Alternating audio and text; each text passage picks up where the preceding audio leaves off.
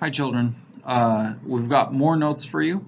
Today we're talking about stakeholders, and these are notes for your documentary film. And the real point of talking about stakeholders is figuring out how you're going to create a documentary film that appeals to your audience. So this is part one of two. Part one is just all about stakeholders. These are required notes and they will be checked, so hopefully you're taking good ones. So we're going to be looking at this cartoon a little bit over the course of the next several minutes. The cartoon shows a hunter, and he's looking at these animals. He's a little bit surprised, and the bear is saying, "Before this goes too far, you really need some stakeholder input." So you can see the word stakeholder used there. We're going to be talking about how this kind of helps you along our journey. And our objectives today are to understand what a stakeholder is in a major issue. So what is a stakeholder? We need to be able to identify stakeholder values and interests and impact and their involvement. And so we need to know how to do that. And then we need to be able to determine appropriate ways to engage with stakeholders in a documentary film. So by the end of these notes, you should have a better idea of how to do that, or you should at least have notes that you can go back to check how to do that. Stakeholder. We'll start off with just a definition. The definition of a stakeholder is an individual or a group who have influence or influence on or are influenced by a topic at hand. So people who are influenced by or have influence on whatever we're talking about. And so, first of all, sorry, you want your main audience in a documentary film to be stakeholders. You don't want to be talking to just nobody. You want to be talking to people who have influence on or are influenced by the topic. That'll help get some buy-in there. So an example is in a classroom, students are stakeholders because you can influence the atmosphere of the room, but you also have to live with the results of that that atmosphere. Sorry. So while you are influenced by, you have to live with, you also have influence on. So you can help to create the atmosphere of the room. And you're going to be able to improve your documentary's messaging. So if you've got a topic and you're speaking to stakeholders, then you're going to be able to improve the messaging of your documentary. By looking at the values and interests of the stakeholder, by looking at the impact of the stakeholder, by looking at the involvement of the stakeholder, you're going to be able to make a more effective documentary. So again, we're going to be looking at this cartoon, but you can see that if hunting is the topic here, then stakeholders are the animals, right? So the fact that the bear is saying, "Hey, I really want some stakeholder input," really is kind of the joke there, not to ruin it or anything, right? But the bears are and the deer and the rabbit are stakeholders because they are obviously influenced by hunting quite heavily. So we'll start first by looking at values and interests on the next slide. So you want to be able to identify values and interests of stakeholders. Remember that in our cartoon, the bear and the deer and the bunny are stakeholders in hunting. So you might want to ask yourself, what are the motivations of the stakeholder? What does the stakeholder desire the most? And in this case, the animals probably they desire to keep living, right? So you've identified a value or an interest. You want to think about, well, what are reasonable changes? How might a stakeholder be willing to compromise? And in this case, the joke is that, well, if their value is to continue living, then their compromise is not going to be, well, okay, fine, I'll die, right? Like that's the joke.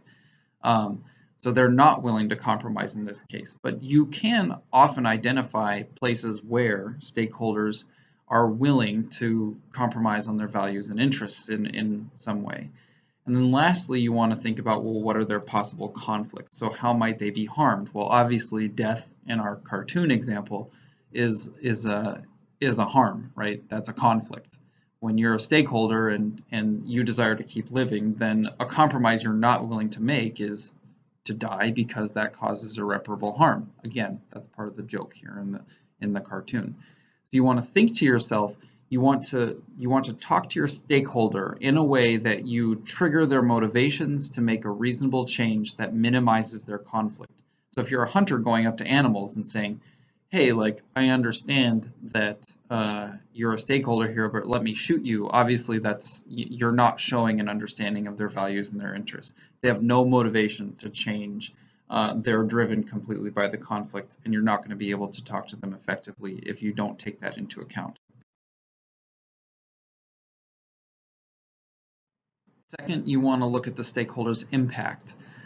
So the first thing that you ask yourself here is you look at the roles of the stakeholder. So how can you make the stakeholder feel involved in your topic and in its solution? If you're the hunter and you want to continue hunting, and the animals find conflict in that, then you want to think to yourself, well, how can I make these animals in this cartoon feel involved with what role can they take in making sure that they have been consulted in the change that you're trying to make to their lives, which again is part of the joke. Like, you can't ask animals, right? So it's meant to be goofy, but in a larger context, in a real life situation, you want the stakeholder to feel as though their role has had an impact in your topic. Um, you also want to consider their response to the change. So if you ask the stakeholder to make a change, will their response be very negative, somewhat negative, or not negative? If you're asking the stakeholder, if the bear is the stakeholder, and you're saying, well, um, I'd like you to be willing to be hunted, then their response is probably going to be very negative. And in asking them to do that, or in presenting them to them why you're hunting, then you're not going to be communicating with them effectively if you're saying something like that. So you want to talk to your stakeholder in a way that they feel as though they are taking a positive role in the solution to your topic. And so, what would that be in this case for our cartoon? Probably not. It's probably going to have to be, I'm going to stop hunting, or I'm not going to hunt you, or I'm not going to hunt anybody related to you. In that case, they might be a little bit more willing to take an active role in your desire to continue hunting if you're the hunter here. Finally, you want to think about their involvement. So they have roles, and now what is their involvement going to be in your topic? So you need to know what information is needed for them to understand the topic. If you're the hunter trying to get the bear to feel like hunting's a good thing, you're going to need to provide them with information about why hunting is a good thing, why it's a necessary thing, especially if the bear is a stakeholder, right? Or the deer or the bunny.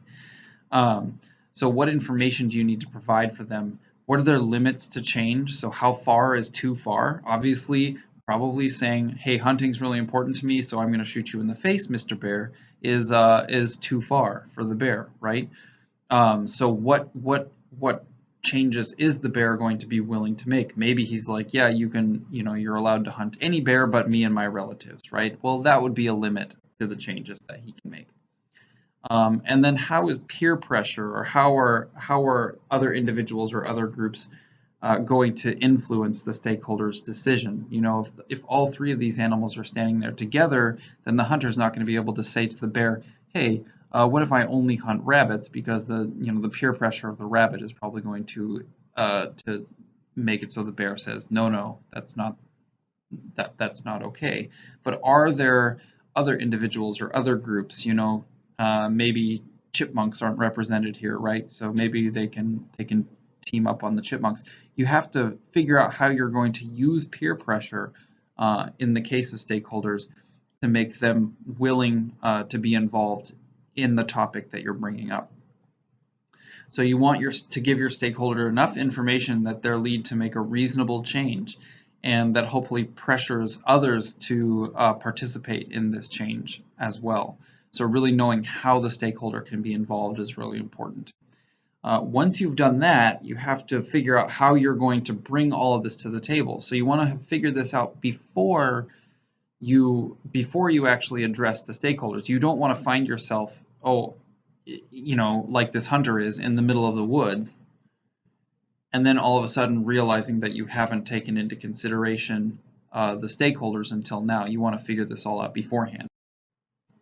So a good way to do that is to think about subjectivity versus objectivity, and that's the way that you address these things. Once you've figured out how you're going, the aspects of the stakeholder, then you want to think to yourself, am I going to approach them subjectively or objectively? So subjectively is when we notice that a person's judgment is shaped by their personal opinions and feelings rather than those of outside influences. So if you're the hunter going in and saying, well, I just feel like hunting's really important, and here's why it's important to me, and all of this stuff about me, and this is the way that I feel, then the stakeholder is going to be less likely to be willing to listen to anything, even if you've thought about all the stuff related to stakeholders. However, objectivity is when we notice that a person's judgment is not influenced by their personal opinions or feelings, and only the facts are what matter. So if you're the hunter and you approach them and say, look, hunting's really important, here's a fact about why hunting is important. It's not that I necessarily want to hunt, but it's that, hunting provides food. Hunting makes it possible for humans to live peacefully with the animals that are around, things like that, but not saying this is how I feel about it, then the stakeholder is much more willing to listen to uh, whatever you're saying about your topic. And I hope that makes sense. So consider when you're making a documentary and you're going to need to make a policy proposal on your topic. So you're going to have to come up with some kind of, solution to a problem with your topic. What's better to adopt, a subjective attitude or an objective attitude, and why is it better to do that? So that's something to think about as we move forward.